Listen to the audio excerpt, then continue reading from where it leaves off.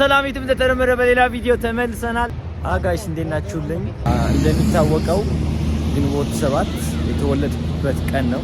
ያው እግዚአብሔር ይመስገን ሁሉ ነገር እየተሳካልኝ ነው። በዚህ አጋጣሚ እንደነገርኳችሁ የኮሪያ ምግብ የምንሞክረው ይሆናል በቅርብ ቀን። ከጊዜ በኋላ ደግሞ ኮሪያ ሄደን የኢትዮጵያን ምግብ የምንሞክረው ይሆናል። ሌትስ ጎ። ሰብስክራይብ ያደርጋችሁ ጋይስ ወዳችኋለሁ በጣም። አሜሪካ እንሄዳለን የለን እና ያው አሜሪካ እንሄዳለን፣ ኒውዮርክ እንገባለን፣ ሎስ አንጀለስ እንገባለን ነው። ያው እንደምታዩት ሎስ አንጀለስ በጣም ከምወደው ሀገር አንዱ ነው።